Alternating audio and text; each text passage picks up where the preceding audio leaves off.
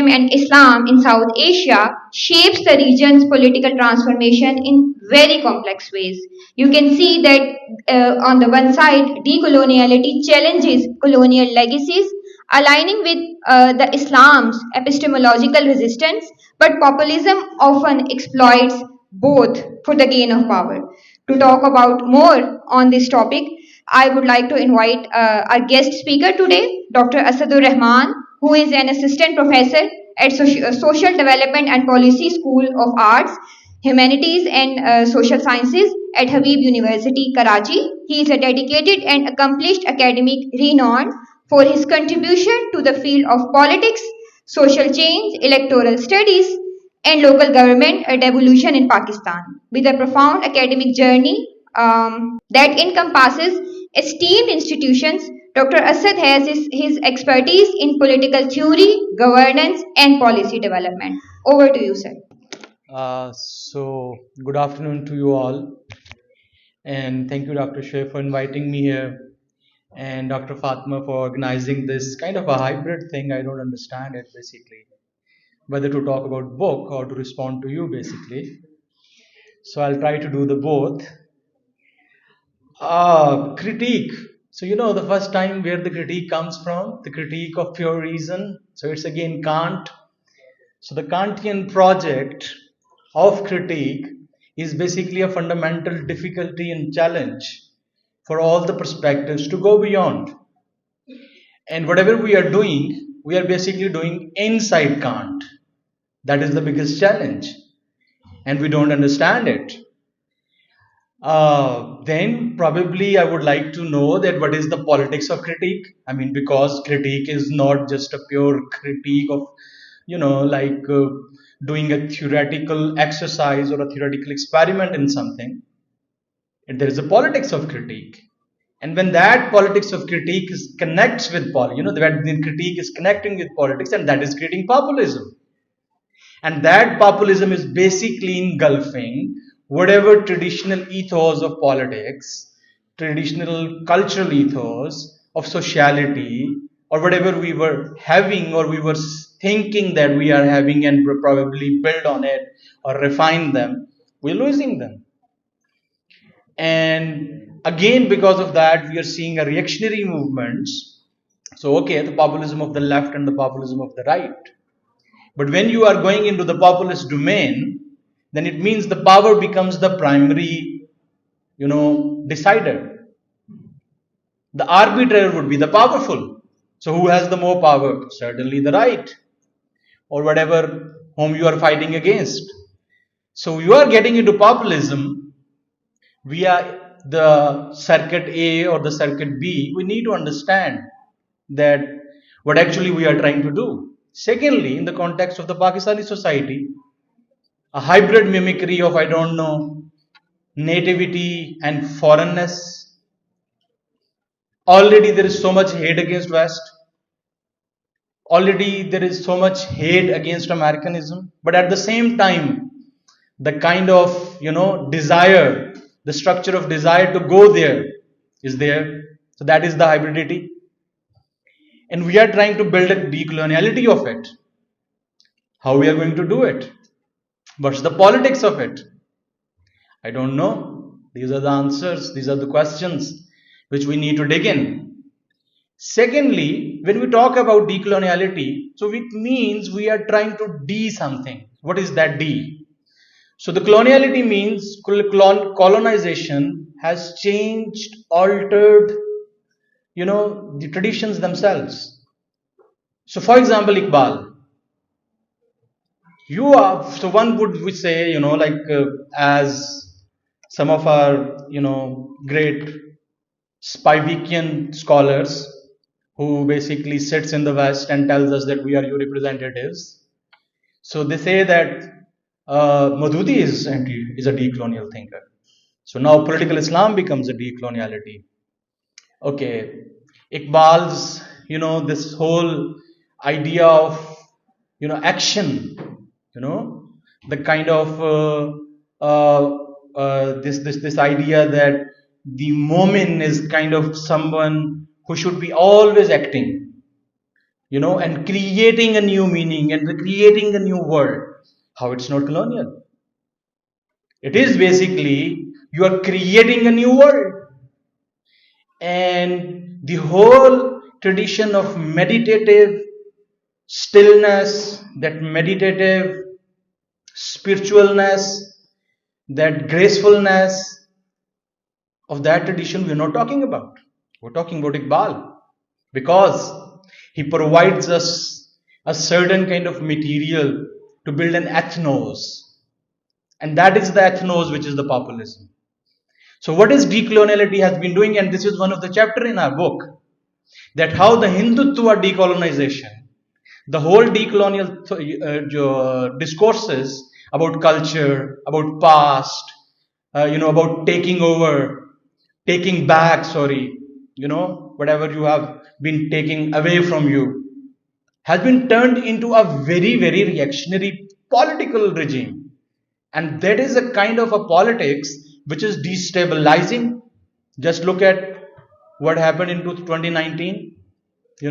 This whole Indian skirmishes into the Pakistani territory through the airfare. You are pushing into a kind of a security dead end where probably a nuclear warfare, and that is where the Modi regime has done that. That is with, and from where that is coming, indigenous roots, indigeneity, muscularism. Then so populism is providing that muscularity, and on the other hand, the decoloniality providing the legitimation to that project. And that's what I think, going beyond these basic definitions, what has been already, because yeah, academia works like factory now. We are living in late modern times, so we need to find words, we need to build careers. Certainly, I am also one of them, trying to build a life out of it. So buzzwords comes and goes, but what the fundamental task, so the PhD students here, so my recommendation or my suggestion would be how decoloniality could be empirically studied. What is the empirics of decoloniality? What is the theoretical constructions of decoloniality? How we go back to our traditions, how we engage with our traditions, because our tradition has been colonized. Are we going to pick up some of the thinkers because they are part of our Pakistan's, memory, or the memory have been given to us? Are we going to do the decolonization like this? Or we have to go back and we have to study and find those original thinkers and their original ways of life, the ethical dimensions. The fundamental thing which decoloniality would mean for me, or there is some potentiality into it, would be what is the ethical dimension. If we are going to build the same nation state with the decoloniality, what does it mean then?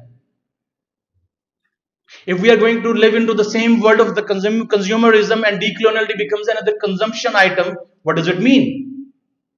So, sorry for a bit. I've become much more passionate about it. Now coming back to this book, the story. So every book have a story.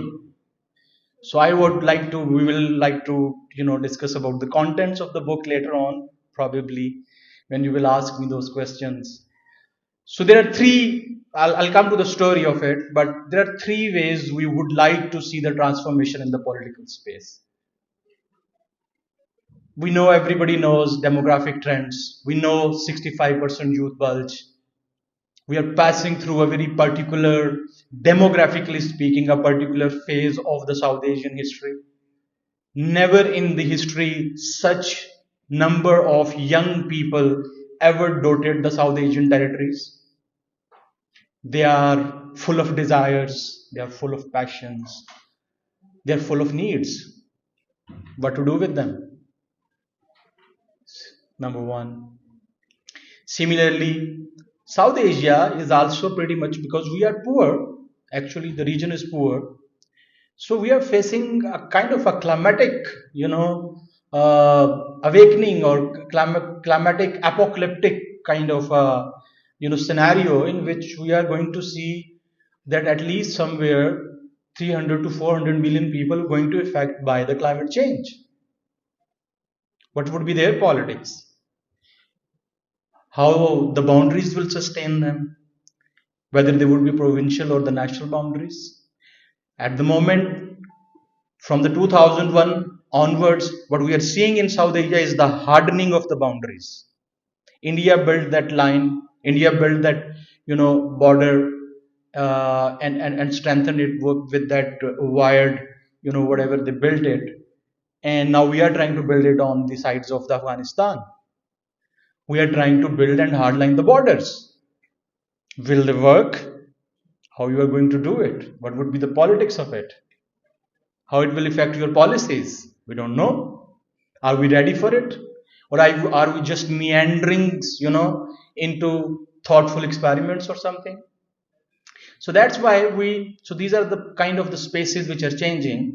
So that's why we decided that, okay, let's go with, so there are three themes basically which we are talking about, which we are discussing in this book. And that is something which which I talked about already. The second is the political contestations, and the third one is basically policy frames and the social imaginaries. So we try to know, we try to see that how we can imagine citizenship. That is probably, I would like to call it decoloniality or post-coloniality, when I go into and try to theorize Taluk and how the Taluk could be a basis of a citizenship rather than, citizenship as a legal construct. Uh, Similarly, there is on security challenges, which is coming from Dr. Shoaib. He will be more able to talk about it. And I'll just trying to end it in just one, this simple thing, that what is happening is the democratization. What is happening is that people now have a kind of this, belief that we have the right to say something. And that is the democratization of knowledge. Fine. But opinions are not knowledge.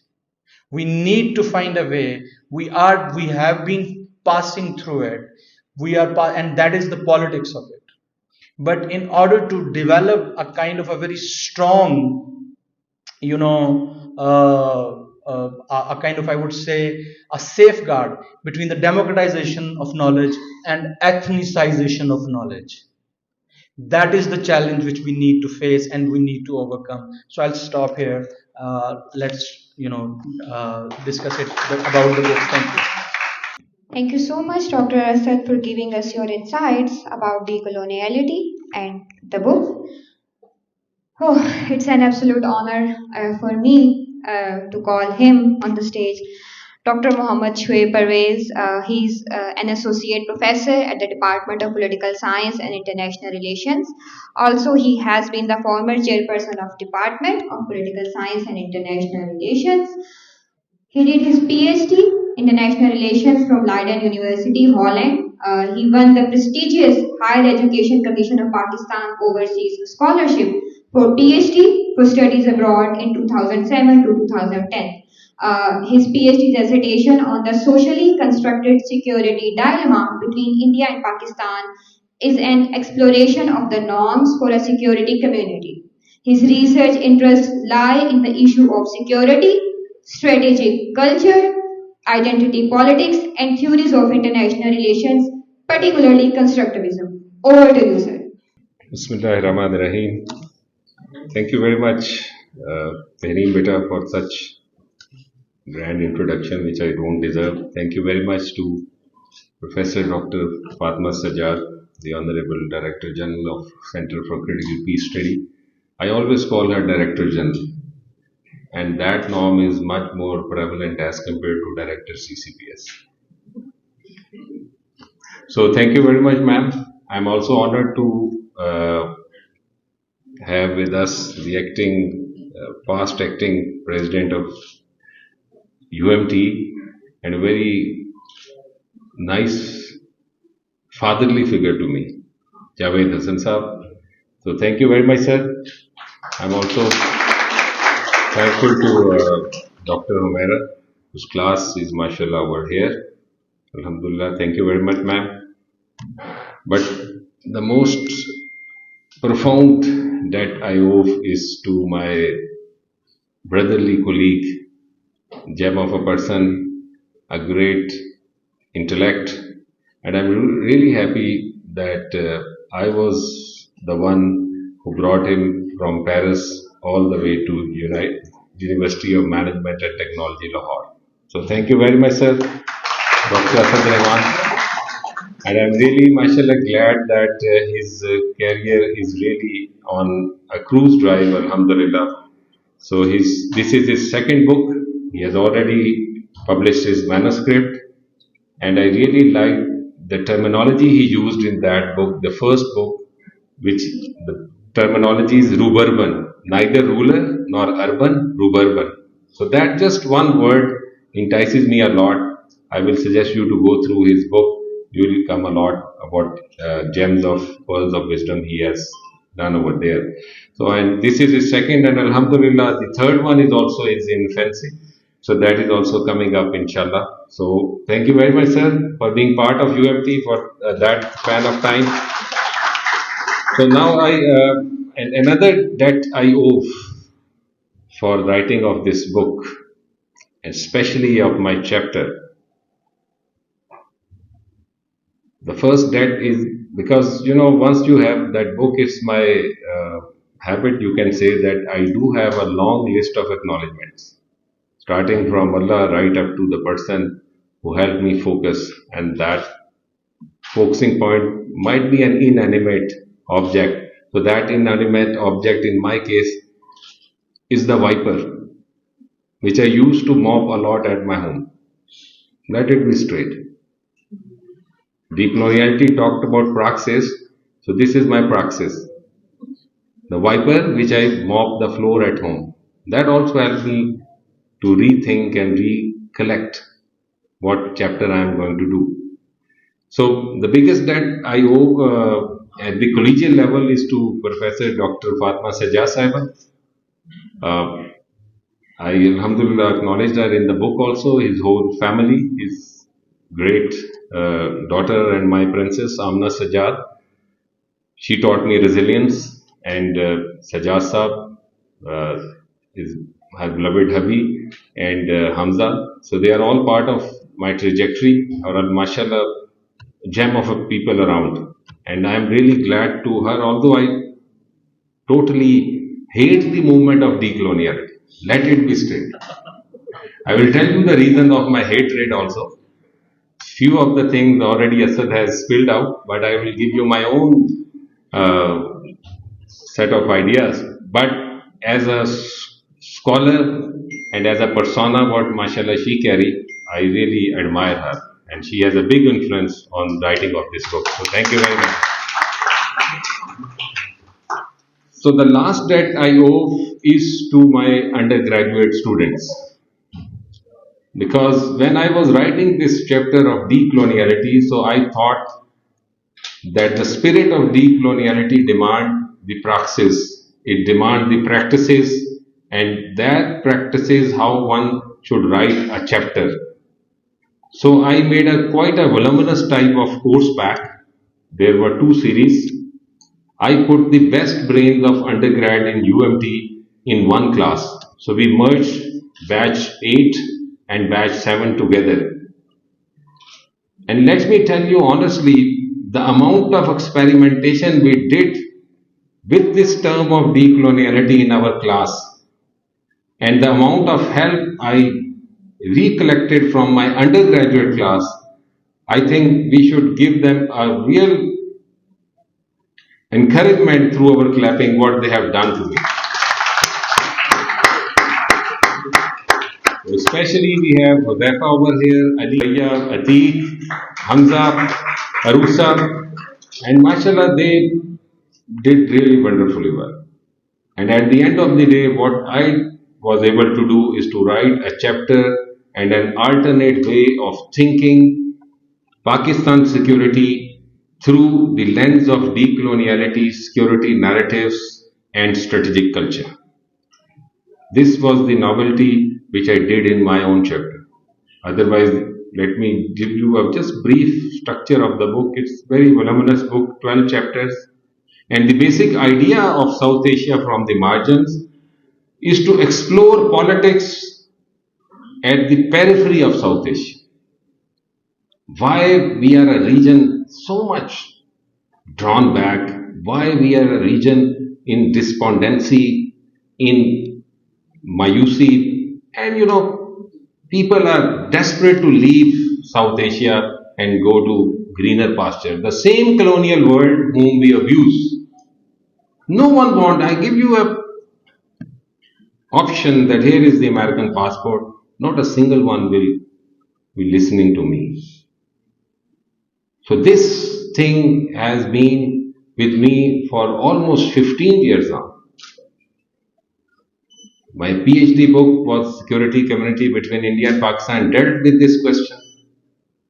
Because I was really put to the corner that when I see France and Germans, you can board a train at The Hague, you go to the Frankfurt, then you go to Sweden, the Switzerland, Italy, on a green passport.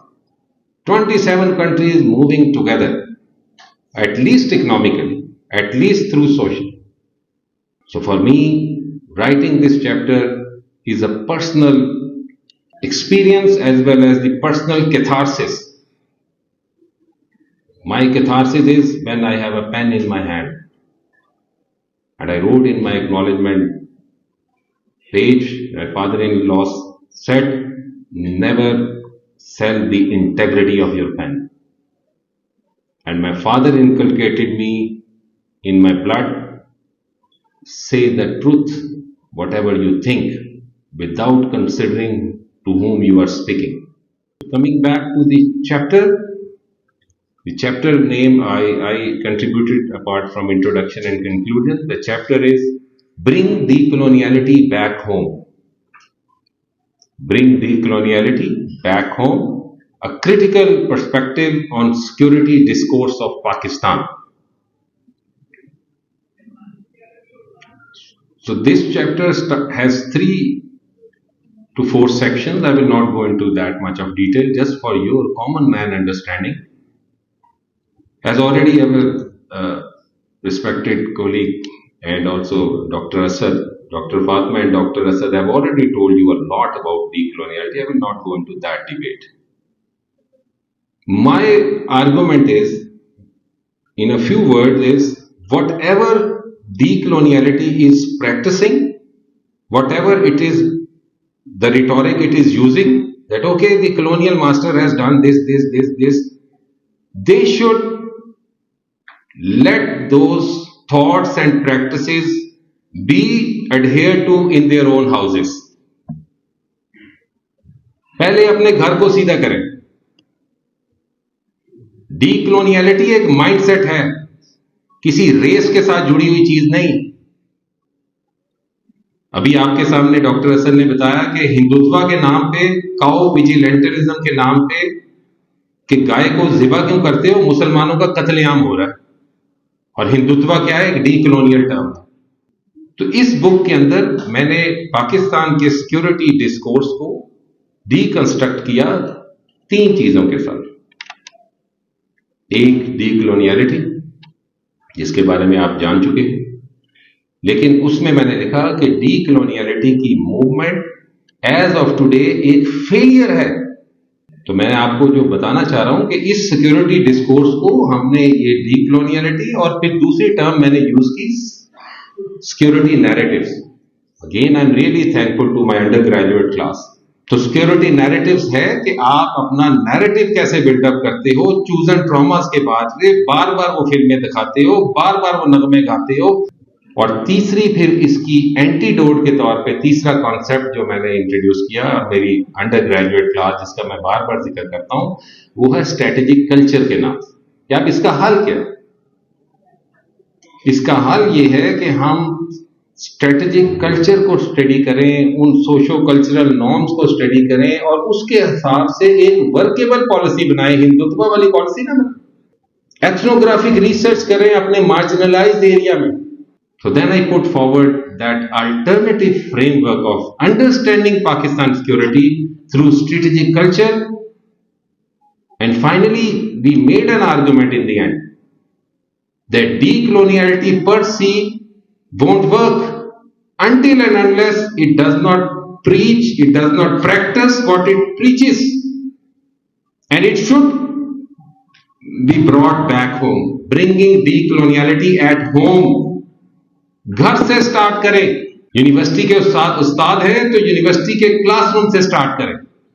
Epistemic violence रोकनी है तो बच्चों के साथ बैठ के पूछें कि हमने क्लास को कैसे लेके जाना है. उनको शेयर का नवाला दें, लेकिन उनके साथ दोस्ताना माहौल आउटसाइड क्लासरूम उसी तरह रखें. गाइडेंस दें, कैरियर काउंसलिंग करें, प्यार दें. तो भाई बात सिंपल सी है, ना रेस बुरी है, ना कॉलोनियलिज्म बुरा है, ना डीकॉलोनियलिटी बुरी है. पूरी सिर्फ प्रैक्टिसेस होती हैं. Take what is clean and leave what is unclean. और जो यहां पे वायलेंस हो रही है मुख्तलिफ माइग्रेट फॉर्म्स के अंदर, उसके लिए हमें अपने आप को सेल्फ रिफ्लेक्टिव होना चाहिए. सेल्फ रिफ्लेक्शन में ही सारा कुछ हो. Thank you very much.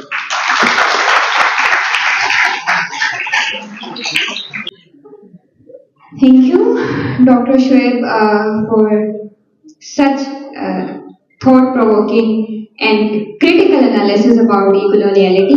And thank you for stating that how much you hate decoloniality while your whole attire is shouting otherwise today. Anyways, moving towards our next part of today's session, which will be comprised of question-answer session like a dialogue between Dr. Fatma Sajjad, Director CCPS, and our guest speakers.